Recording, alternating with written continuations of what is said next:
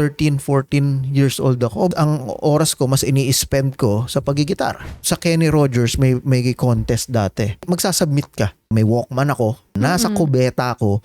Doon ko ni-record yung may Iba kanta yung akong ginawa. inspiration ng nasa kubeta ka. Wala, kasi kailangan tahimik, di ba? Tapos may konting reverb. May ginawa akong at tungkol sa world peace nakinikilabutan ako pag iniisip ko yung lyrics. Sobrang kakaloka. Ano yung lyrics? Vanishing endlessly, hoping tirelessly. Lahat naman may ganung nakaraan. Nag-freelance ka pa sa mga wedding. Lahat ng mga commercial, mga Asian na mga commercial, mga production, ganyan, funeral. Hindi pa uso yung live stream, nagla-live stream na kami. Ina-acknowledge ko na hindi ko kaya na ako lang.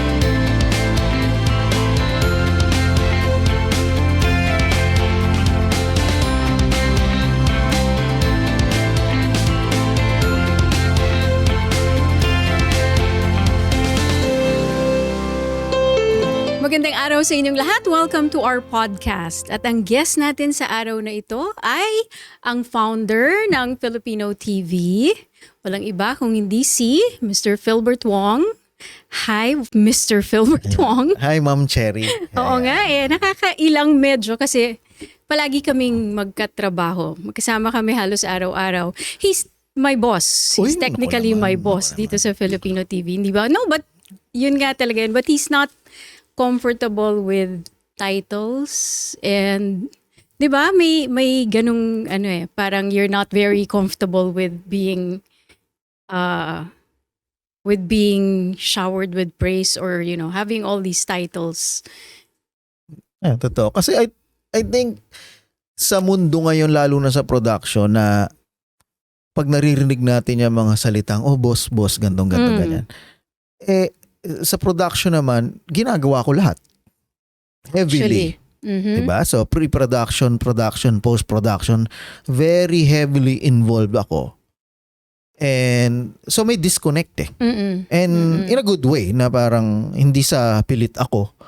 Or kasi nga, lahat ng trabaho in the team, ginagawa. So, you'll see Philbert doing from fixing the equipment to kahit maglinis nung yung set natin hanggang sa on-cam, hanggang sa editing. You do everything, right?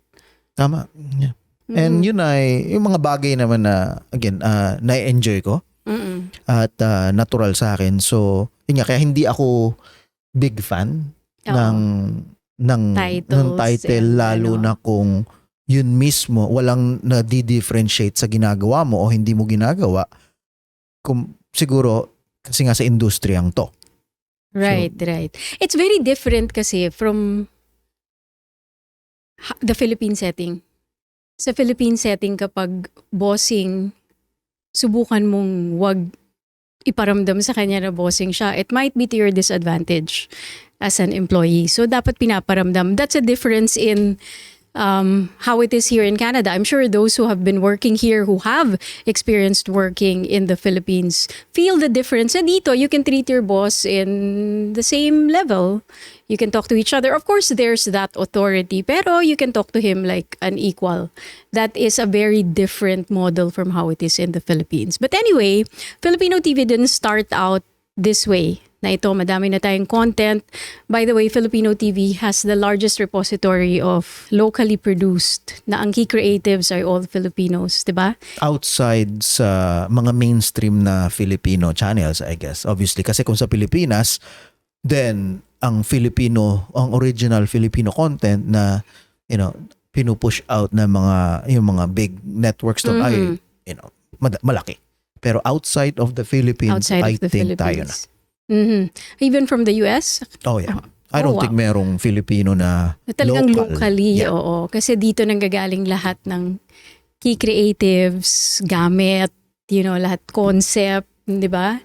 So, it didn't start out that way. Tell us what your course was in college. Ang natapos ko sa York ay degree sa psychology. Which is very useful. Tama. Kahit anong industriya ka pumasok, di ba? So can you tell us how, from being a psychology graduate student in York, here in Canada, How did you end up starting Filipino TV? So yung katulad ng marami, yung degree ko, yung desisyon na magtapos ako ay primarily dahil sa upbringing, no, sa Filipino household, typical na ine-expect ng mga parents mo, ang gusto nila makatapos ka, may diploma ka, may degree ka o kung ano man. Not necessarily kasi yun yung passion ko. Although interesting yun kasi general ang psychology naman unless magmamasteral ka o doctorate. Mga parang general. So interesting, okay. So hindi ko siya masasabing na sayang. Pero ever since, yung mga kapanahunan na yon, yung mga late teens, early 20s, mga ganyan, ay very passionate ako sa mga ilang bagay. Like sa music. Actually, yung mga panahong yun, mainly sa music. At so on the side, lagi kaming may ginagawa. Kasi nung mga kapanahonang yun, kaibigan ko na rin, si Anjo. Diba? So pagdating sa mga banda-banda, pag-produce ng mga show, pag-record. So dun nagsimula yung interest ko sa mundo ng production. Interrupt muna kita dyan. Doon muna tayo sa music kasi isang malaking mundo yan. Isang malaking part of you. No? So, it actually all started there. I remember your story that your dad had to take away your guitar. Tama. Tell us about that. Bilang siguro 13, 14 years old ako. O baka mas bata pa, hindi ko matandaan na sobrang, siguro sa Pilipinas, again, dati wala pa namang mga internet and hindi naman ako palalabas. So, typical na magulang na gusto lagi mag-aral, gusto. Very strict eh. Gusto, kailangan nasa honor roll ka, kailangan ganito, ganyan ang mga grado mo. And madalas ang oras ko, mas ini-spend ko sa pagigitara. So siguro dahil wala pang mga technology noon, mas matagal gawin yung mga bagay-bagay. Mas matagal aralin, mas tagal sifrahin yung mga materyales. And enjoy naman ako noon hanggang sa ang pakiramdam ko is takot dati.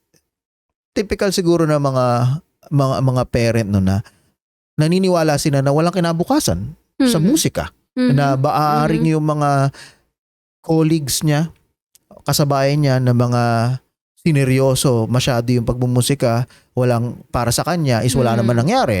Tumutugtog sa mga beer house, mga ganito, nalulun sa droga o kung ano man, natatakot siya na yun din ang maging path ko. And siguro may mga nakikitaan siya na parang medyo siniseryoso na ito yung pagigitara niya. So yung unang gitara ko actually na siya bumili galing sa Cebu. Okay, wala pa akong alam sa gitara, hindi ko ginagalaw, nylon na acoustic. Ay nung nagka-interest na ako, lagi kong ginagamit yon. And isang araw natandaan ko na lang, talagang pinagalitan ako. Hindi ko matandaan kung kasi mababa ba marka ko or kasi hindi ko na matandaan, pero binalibag niya. Tinapon niya sa kwarto ko and then boom, barag. So and yung mga panahong yon, yun yung ina-identify ko na yung sarili ko na coming of age ka na parang eto ang something na makikilala ako. Diba? Kumbaga sa school, pag sinabing pangalan na to, yan ba yung basketball player? O yan ba yung dancer? Yan ba yung volleyball player? No, ito yung gitarista. Parang yun yung, as a 13-year-old. Nararamdaman na parang, siguro yun ng father mo, kaya parang, instead of going that direction, hindi. There are better directions in the full good intention of a father to a son, diba? Pero sino mang narinig mo mag-gitara? Bakit ka na, why did you become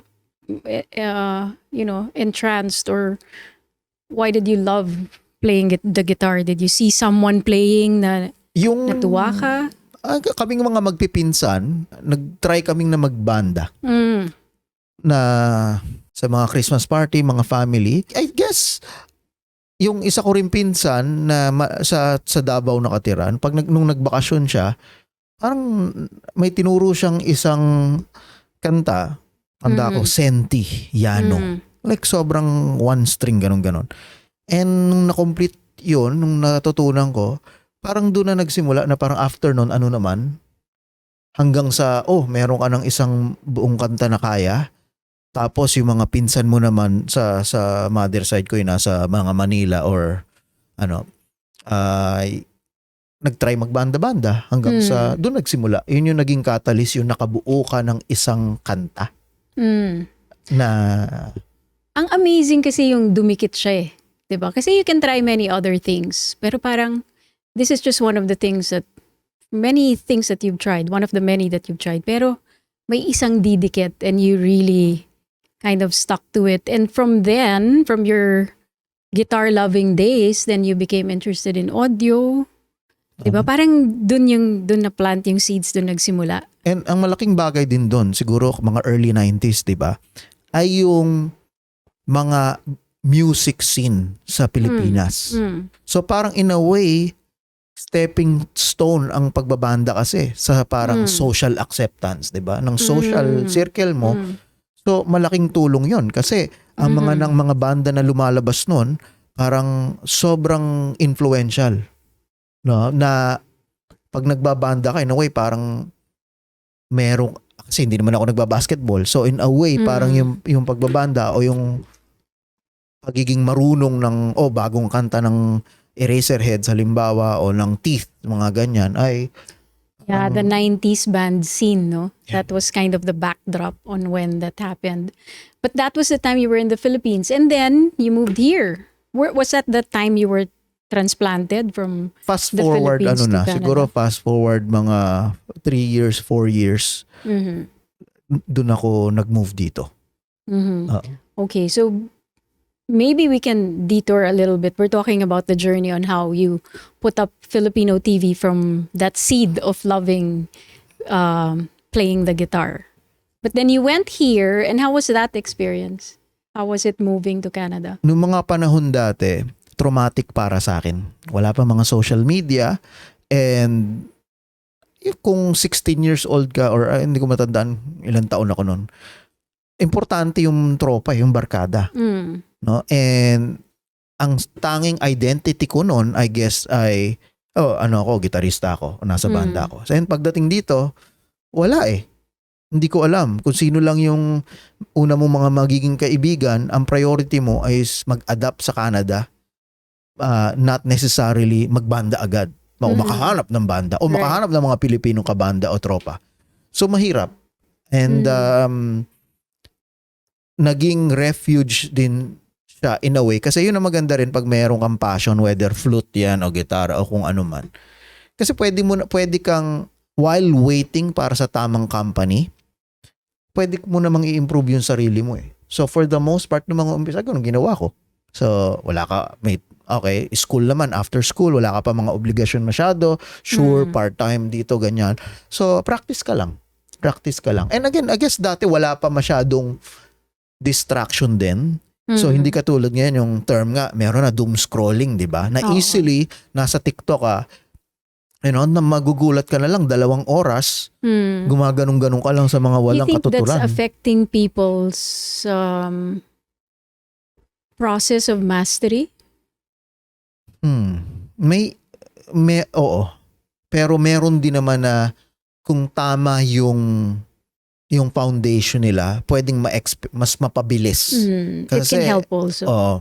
So kaya ngayon may mga nakikita rin ako na mga prodigy o yung not necessarily sa music, pagdating halimbawa sa visual arts, sa painting halimbawa, na I think yung progress nila sa span ng 2 years o 1 year ay baka katumbas na ng 7 years o 10 years kumpara dati. So depende rin sa'yo. Kung meron kang root talaga, mas kaya mo mas pabilisin. Pero kung nasa stage ka na hindi pa talaga deeply rooted hindi mo nahahanap yung fire, madali ring ma-distract. Yung pagpunta mo dito when you were a teenager, at the height of your being a teenager, and you said no, it wasn't easy. And I'm sure yung mga lumilipat ngayon, hindi rin talaga madali. At any stage, meron siyang sarili-sariling challenges, pero iba yung challenges nung teenager ka na lilipat ka dito. How do you think is it different now for the ones who are moving at this time, 2025, compared, or the last few years compared to your time before? Feeling ko ngayon mas madali. Kasi sa communication na lang, social media, yung pagiging homesick, 'di ba? Mas madali ngayon kasi okay, iniwan mo yung tropa mo doon, guess what? May FaceTime, merong Zoom o kung ano man. Mm. 'Di ba? Tapos sila nakakapag-upload sila ng mga material nila, lahat halos may YouTube na lahat, na-express nila yung sarili nila. Ikaw din ganon. Mas mabilis ka makakilala dito ng tao, mas mabilis ka makakilala ng mga tao na nasa same interest mo. Mas madali mo ma-discover yung mga support para sa kung anumang stage ka ng buhay mo. Mhm. 'Di ba? So young, as a student or talagang may pamilya ka na, established ka na, mas madali talaga ngayon. Mhm. How did that transition to your love or your mastery of audio technology, yung from guitar? Okay. Nung sa paggigitar, ang normal na transition yan ay magbabanda ka. And yun yung, Nagbanda ka muna. of course, maski sa Pilipinas naman kasi Yeah. kaya nga nagigitara din is yung mga piyesa na natutunan mo, mas maganda kung ngayon may banda. And dati, pag may banda ka sa Pilipinas, lalo na kung bata ka, noong mga 90s, suntok sa buwan na magkaroon ka ng album. Kasi Yes. alam natin, unless may label ka, ganyan. And ganun din dito. Pagdating dito, mahal ang studio time. Foreign pa yung concept ng recording sa akin. Pero, nung nakahanap ako dito ng banda talaga na parang, you know what? Ang gusto kong path na i-take sa pagbabanda, yung pagsulat naman ng mga original na mga kanta. Okay, paano gagawin yon? And dito, mas accessible. And dahil nga mahal, kung pupunta ka pa sa studio, parang nag-self-study ka. Kasi yun yung golden age, no? O ng transition ng digital technology. Yes. Na Oo. accessible at ang ganda ng quality ng mga available na gear dati na pwede ka palang mag-produce sa context ng banda sa basement. So, tanda ko actually noon sa Pilipinas, actually, ngayon ko lang naalala, tinry ko na sa Kenny Rogers may contest dati na Sa Pilipinas to. sa Pilipinas na parang magsasubmit ka ng kanta original song. Hindi ko alam bakit Kenny Rogers, di ba? And dun ako, natatandaan ko, may Walkman ako. Yung mga recorder na Walkman, nasa kubeta ko, dun ko ni-record yung may Iba kanta yung akong ginawa. inspirasyon na nasa kubeta ka. Wala, kasi kailangan tahimik, di ba? Tapos may konting reverb na ano. Basta, at ayaw ko makita ko sa bahay, di ba? So, ni-record ko, may ginawa akong, at tungkol sa world peace nakinikilabutan ako pag iniisip ko yung lyrics. Like, sobrang kakaloka. Ang babaw, tapos parang, ako yung kumanta pa.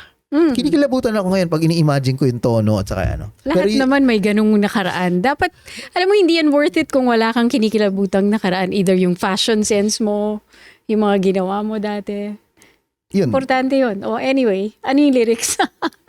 Vanishing endlessly, hoping tirelessly. Parang ba tungkol sa mundo? Bukayin natin. So, yun yung una kong experience actually. And then, yun nga, nagkaroon na, kasi may banda ka dito. Nagkaroon kayo ng banda and gusto mo ma-record. Hanggang sa ngayon, in-explore mo na, mas nag-i-spend na ako ng time na oras sa pag-re-record ng sarili nyong musika at original. Saan ka nagre-record? So, wala na. Kahit may computer kayo sa bahay, sa bedroom. Doon okay. nagsimula. Okay. And then, fast forward, naging masaya ka na sa skill mo, marunong ka na gumawa, na-achieve mo na yung gusto mo. Ano ang gusto is magkaroon ng malinis na material, na kanta ng banda. Meron na nun. Ang kulang ay video. Pero nagkaroon kayo ng recording studio. Yeah. Tama? Di ba? Tama. From basement, una sa basement lang namin, na dumating sa point na mga pupunta sa basement ng bahay namin, yung mga parang mga halangang sikmura. So parang... Ano ibig sabihin? Wala lang, parang... Hardcore na. Hardcore. Mga iba-iba. May mga amoy... Basta hindi na safe. Hindi na safe. Okay. Hanggang sa rumenta na kami sa may Kensington Market, sa Augusta, para mas and then hanggang sa nagkaroon kami ng restaurant and... Where did you get the money for this? Alin doon? When you started that, kasi it became, parang a commercial venture. Pero or sa something. recording naman kasi, ano ba naman, yung gear na kailangan mo doon, So parang nirerentahan mo yung space. financing. Yung space monthly, nung rumenta kami, nakalimutan ko, 700, 900 a month yata. Mhm. Abono. Usually abono. Kasi minsan may kliyente ka, may magre-record sa'yo, pero hindi talaga about ganun eh. Oo. Yung, But it's a risky move. oh yeah. Yeah. Risky, pero may mga full-time naman kami nun na trabaho. Kaya okay lang na mag-share kami ni Anjo ng dun sa What was your work during that time? mga data entry. Data entry. You also worked in a bank, right? Tama. Tapos after nun, kasi yun ay nakatapos na ako sa university. And then, again, maganda pakinggan. Ito, nakatanggap ka sa pinakamalaking bangko. Pero, alam mo yun. You weren't happy with your life in the bank. Yun yung pinaka-miserable na naging What made part. it miserable? Kasi call center environment siya. And nasa insurance ako na sasakyan at saka mga property. Ang ganda lang pakinggan at saka Okay. mga benefits, lahat. Pero lahat ng tumatawag sa'yo is irritable. Kasi lahat hindi naman, nga. karamihan hindi naiintindihan yung concept sa mga auto insurance, mga policy. And kadalasan pagtatawag ka sa insurance, bad news yan. So day in, day out, meron silang reklamo, bad news. Day in, day- hindi lang nagpapa-explain sa- kung ano. Hindi lang sa bad news. Ikaw ang nagbibring ng bad news. Kasi, Correct. okay, masaya sila, nagpalit sila ng kotse, surprise, ang insurance nila, hindi nila alam, biglang tumaas.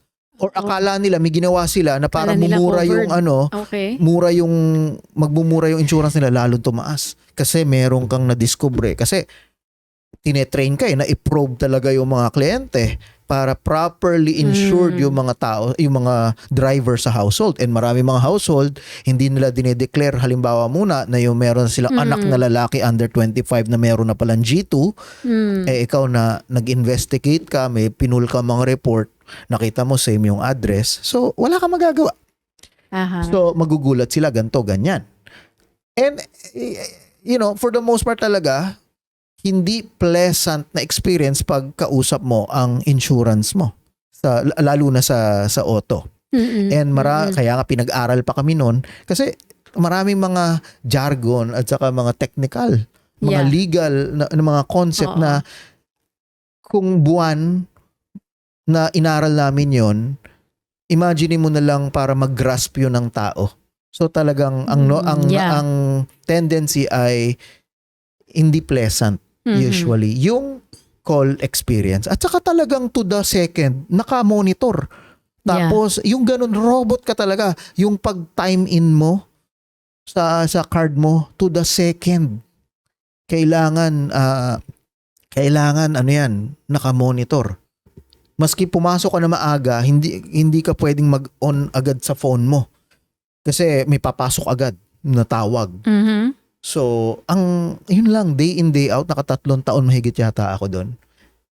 And sobrang...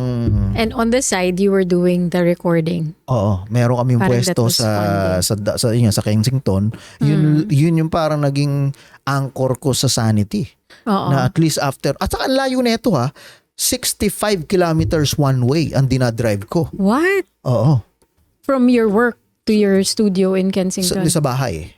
Sa bahay. Okay. Kasi dulo siya ng west, sa may west. Pero yung dulo. work mo at saka yung studio, music studio magkalapit? No, hindi rin. malayo din. Like 40 kilometers away. Wow.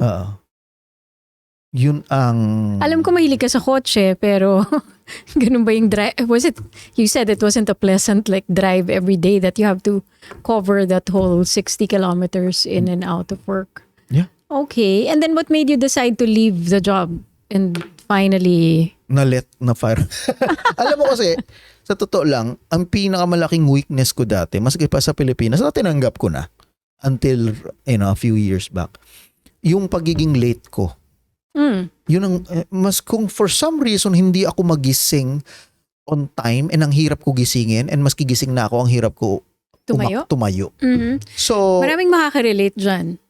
And it's hard to believe now kasi you're the first in and last out in the office. kaya ngayon ang parang fast forward, ikikwento ko kung parang nabago rin yung pananaw ko doon. Kasi, maski sa Pilipinas, ginulpi yata ako ng tatay ko nun. Kasi, sa sobrang lapit namin nakatira sa bahay, like literally 8-minute walk. To school? To school. Okay. Na C+ pa ako kasi lagi akong late. Okay. And sa Pilipinas, big deal ang C+.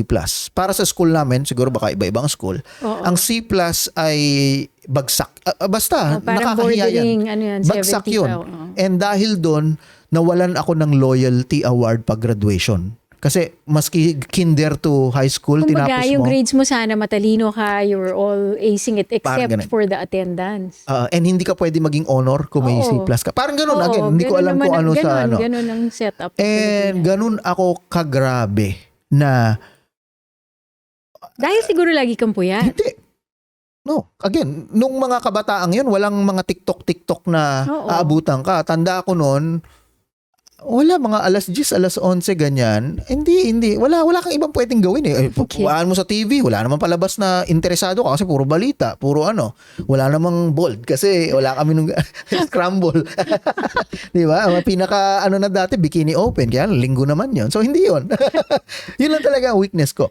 And maski pagdating ko dito, ganun din ang Bakit? naging problema ko.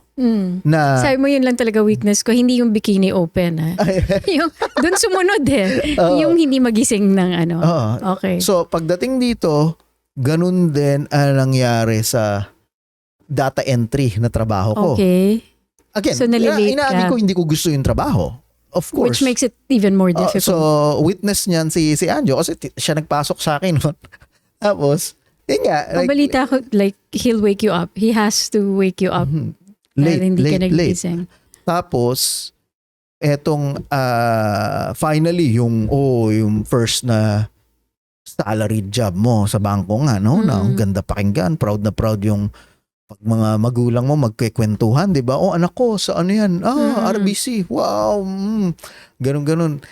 Tapos yun, maski ako yung isa sa top sa team na parang in terms ng sales o ano, kasi galing ako wala silang magawa kasi nga Oo. technical yun makikita agad ito to the second so wala na.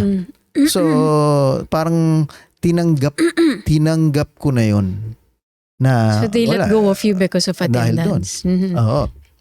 And I'm sure that became a blessing because it turned out it led you to where right after you left the bank. Yun na yung nakapag na-meet kami ng yung mga grupo-grupo, no? Then na-meet si na Jeff na sila yung nagbi-video and then nag-decide na, you know what? Ano tayo? Socio. Jeff is also part of the FTV team. We're talking about Jeff Atienza. And si Jeff Atienza kasi lang ang talagang first na nakilala namin na talagang sa professional level kasi nagtatrabaho siya sa Rogers dati as camera editor. So siya yung parang missing link. Kasi kami covered na sa audio. So nagsosyo-sosyo kami at nandun yung M Studio na buo namin. And yung M Studio, yung parang ultimate na ecosystem na gusto namin na kulang kasi pa-show na kami ng pa-show nun. Wala naman kami venue. Pero lahat ng mga venue nagawa na namin.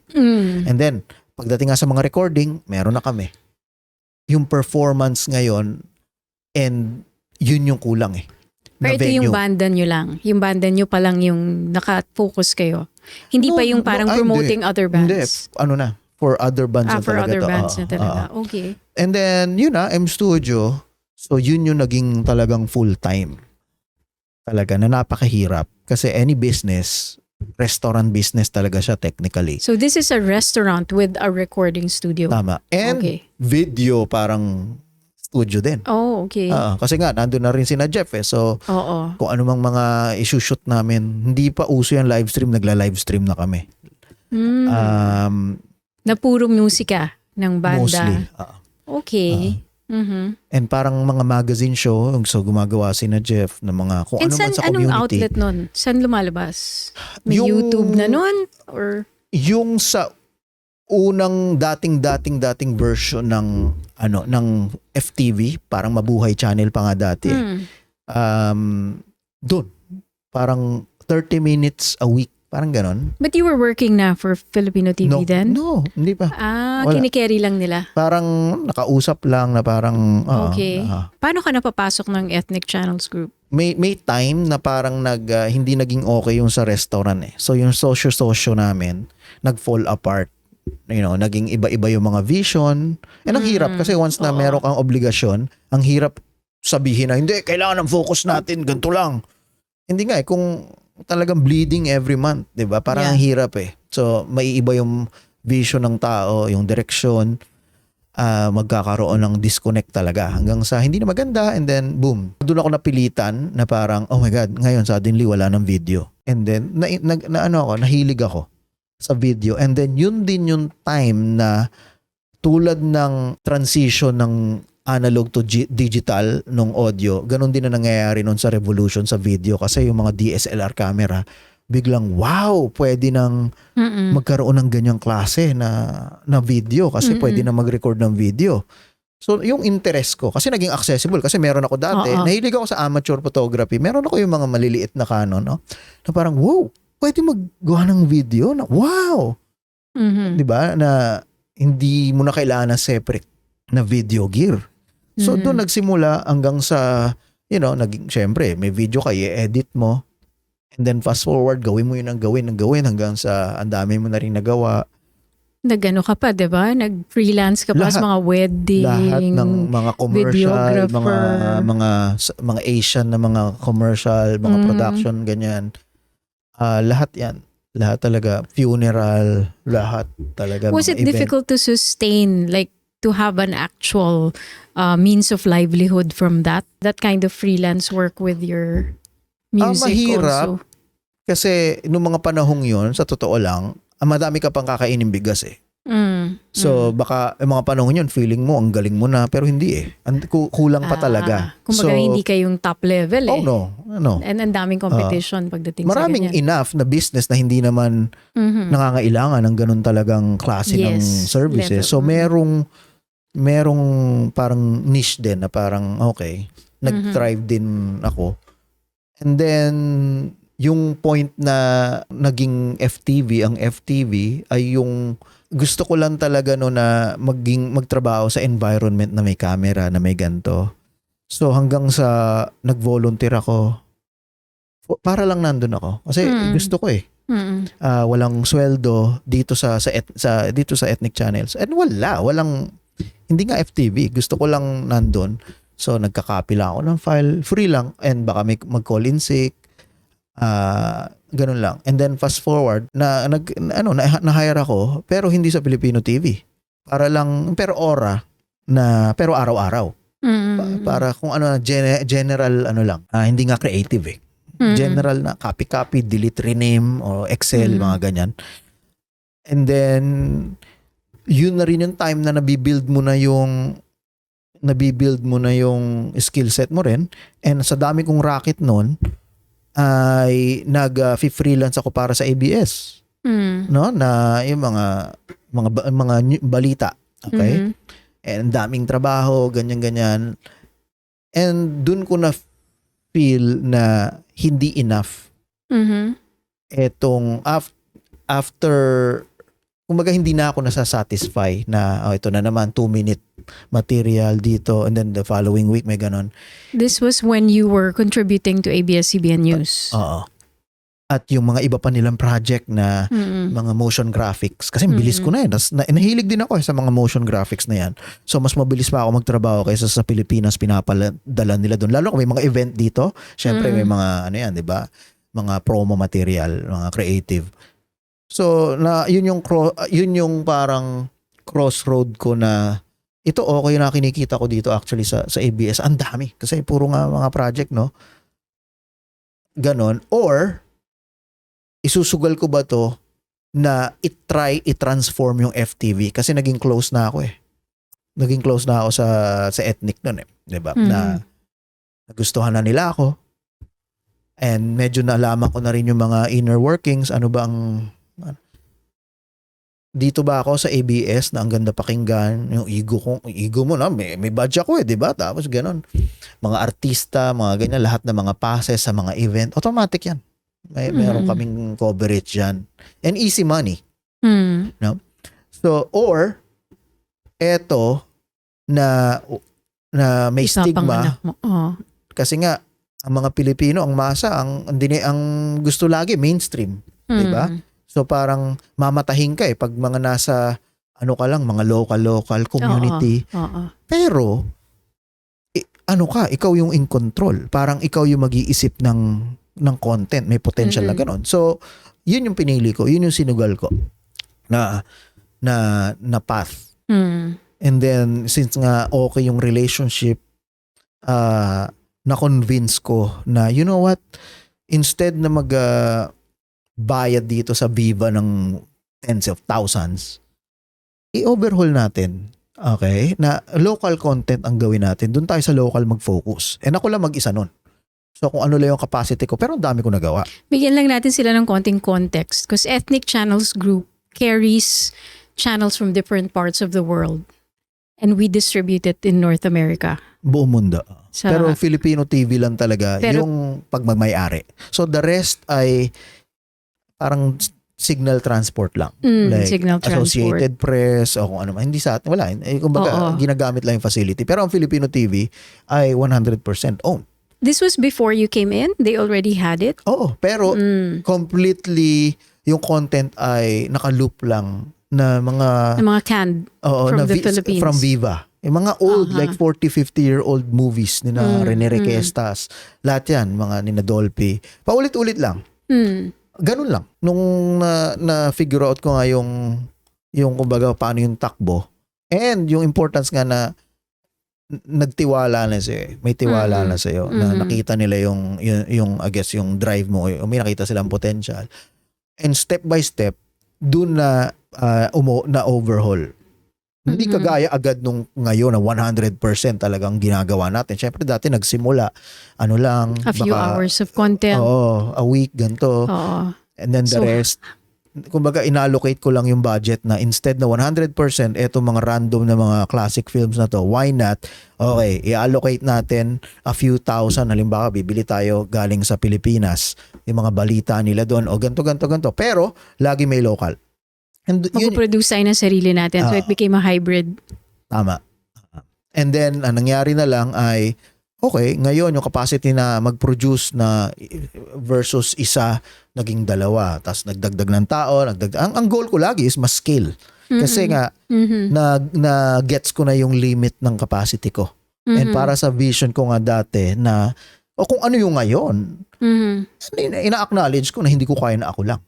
So since day one, yun ang pinaka naging priority ko ay i-scale yung team, which mai-scale din yung production ng content para sa TV. Diba? It seems like the pattern is you dream something, you get interested in something, you dream something, and you actually get to achieve it. And then you move on to your next skill that you want to master, and then you move on to the next dream, and then you achieve it. Tama. So now, the Filipino TV that we have now was a product of your dream a few years back. Tama. And what is your dream now? Like now we're here, Filipino TV is producing, how many shows do we produce? And Ngayon, nasa crossroad din tayo kasi yung mga pangarap na dating yun, although more pa nga yung na-achieve ko, ang hindi ko na-anticipate doon ay yung paano ma-revolutionize ng digital, no, yung traditional TV model. So kaya nga, you know, recently, biglang, hindi naman sa nawala sa equation yung TV, pero ang future ay digital.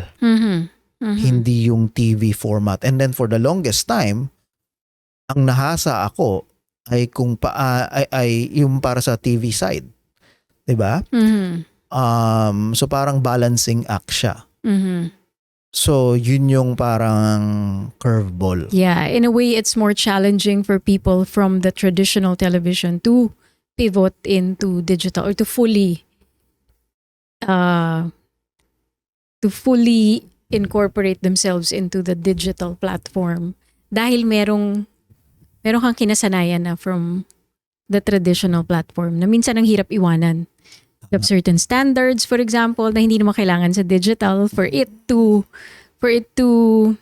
not the goal is not exactly to become viral, but for it to have a mark on the people that you want to reach. Mhm. And ang nakakatakot lang sa bagong, parang minsan naiisip ko na vision. Kung dati, like hindi ko pwedeng o ini-expect na maging ganun ka-driven ang lahat. Kasi the reason kung bakit nandito ako ngayon is dahil yung pinagdaanan ko. Hindi ko mababago yun. Okay?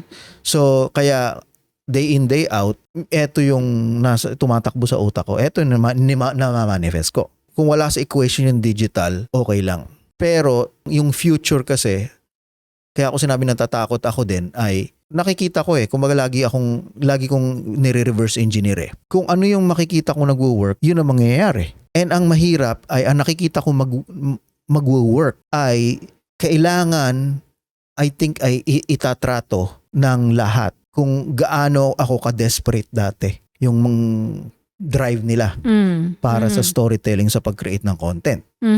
Yun yung... Kumbaga, everyone has to have that driven mentality for it to happen. And ang hirap That's what kasi is the reason needed. and easier said and mahirap mag-expect kasi hindi naman lahat pare-pareho ng pinagdaanan nga or hindi mo pwedeng i-push na hindi, kailangan mo talaga mahalin yan, kailangan mo talagang 12-hour days yan. Hindi kasi nga iba-iba tayo ng diba? So kaya parang feel ko ay ito na yung plateau ng kung ano yung pwede kong gawin at kung paano ko hindi mo makikerry pero sa gantong business model. So are you planning to change the business model? What is the vision from here? How do you want Filipino TV to be in 2, 3, 5 years? I guess yung magkaroon talaga ng mas malaking lokasyon na mas magiging efficient talaga at parang production house at yung pag-create ng meaningful na content. So very similar pa rin sa kung ano yung ever na di ba? Pero kailangan ay naniniwala ako na lalo ngayon sa mundo na kung paano nadidisrupt ng AI, yung importansya ng sarili mong brand, yung sarili mong confidence, yung mga skill mo na ngayon actually yung forms ng storytelling na namo-monetize. Kaya grabe na disrupt ang industry. Paano mo papalabasin yon sa inyo? Kasi ngayon kailangan maging ganun lahat tayo para mas maging impactful sa lahat. Yun yung... What can you say to those who have seen maybe content or two or snippets or more of Filipino TV and how we compare to mainstream, for example? What can you tell them? A lot of people still don't understand or don't know the principle behind the contents na ginagawa natin sa Filipino TV. Yung content natin ay ang pag-capture sa kahit anong istorya ng mga kababayan natin sa positive na maka-inspire yon. Whether may business ka o wala ka, hindi pwedeng nobody ka. Yun yung I think parang sa mga transition na ginagawa natin, yun yung capacity natin and yun yung strength natin. And yun nga, kumpara sa mainstream, ang feel ko kasi dahil din sa mga digital, ang mga regular na kahit lahat ng tao ngayon is creator na. And may mga kadalasan din sa mga nakikita ko is yung mga na-empower na mga walang kwentang content. And since ngayon is monetized na, parang natatakot lang ako na parang ano ang kakalabasan nito. Kung inire-reward ang toxicity, nire-reward ang hindi lang to sa Pilipino like in general, 'di ba? Nire-reward yung perversion, nire-reward yung violence, nire-reward yung basta anything. Kumbaga, kung yun yung mga content na kinukonsume nila because they're being part of the algorithm. Ibig sabihin, ang sinasabi nila is these are the kinds of things that people want to watch because I am consuming it, and I'm part of the algorithm, yung pinag-aaralan Di ba? Tama. Marami na naman nakakaintindi nito pero hindi pa rin enough ang nakakaintindi nga na we have a part in that, in the algorithm. And I guess that's one of the things nga na parang kaya yung sinasabi mo, it's a steep slope, di ba, na what we're doing here on FTV to try to give the content that we feel should be out there. Because it's recognizing each and every Filipino as you are worthy. You do not have to be an artista, or you do not have to have, so much successes under your belt or awards under your belt to be able to have your story heard or put the spotlight on you. At siguro nga yung kumbaga mas i-prioritize din, no? Anong klase? Ano ba ang klase ng content na gusto mong talagang paglaanan ng atensyon? And sana sa lalong madaling panahon is mas makapag-contribute sa content na yung positive. No? Kasi nga nare-reward ang lahat ng klase ng content basta may nanonood. And mabilis mag-fall sa trap na kung anong klaseng content yan. Halimbawa, again, wala sa Pilipino in general, di ba? Ngayon, dami mo nakikita yung mga prank video. Di ba? Of course, madali mag-viral dyan na gano'n. Pera yan.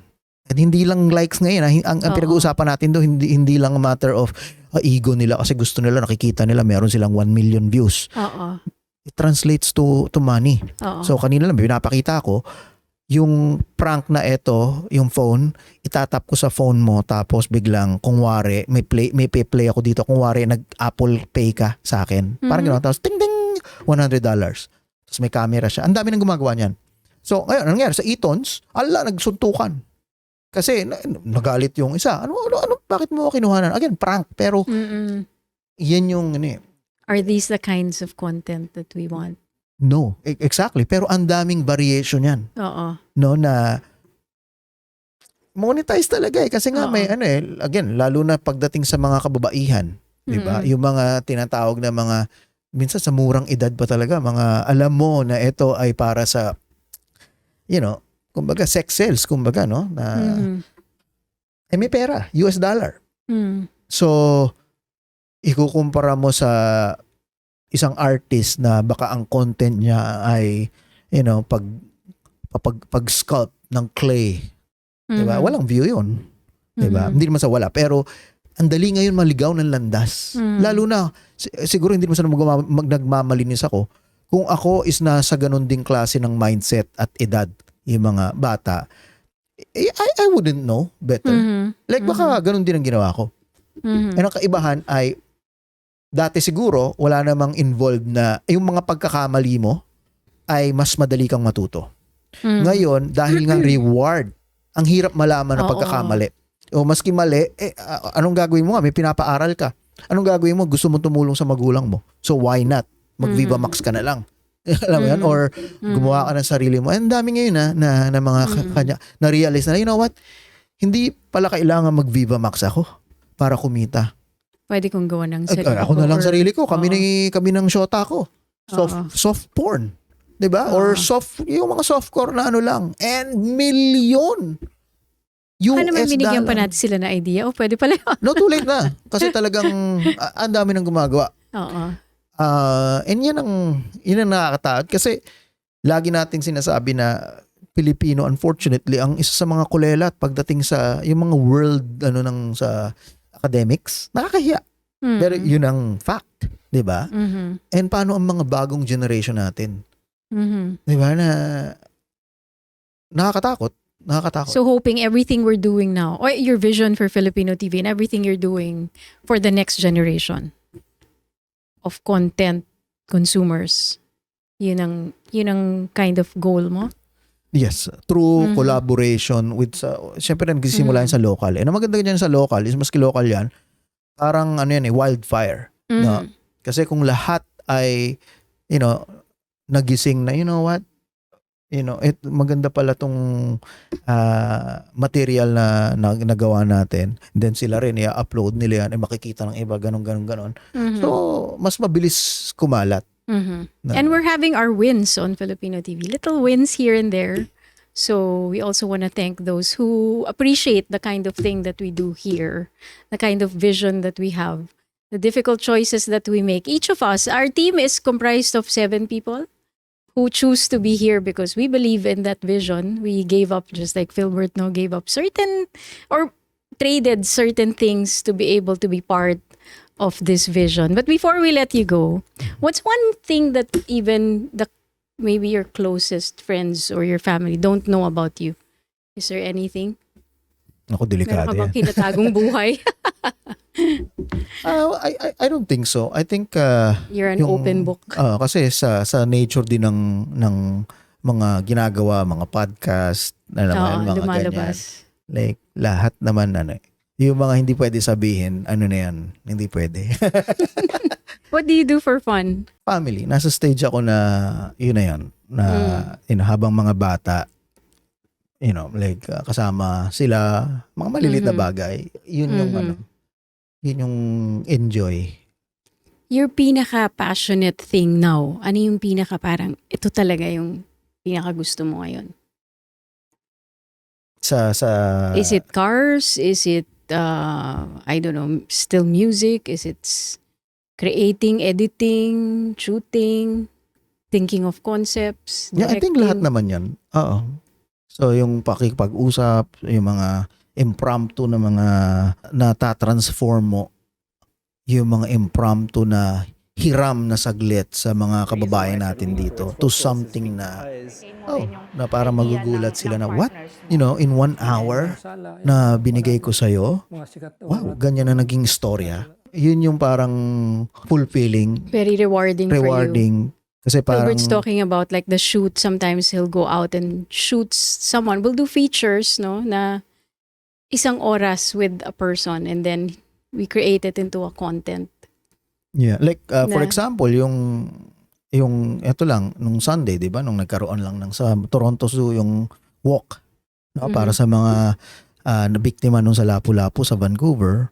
So yung mga ganun na from something random na parang mapapackage mo na parang sa perspective ng ibang tao ay baka refreshing kasi yung usual na nakikita nila ganun, and then wow, paano nagte-take shape yung kumbaga project from nothing to okay.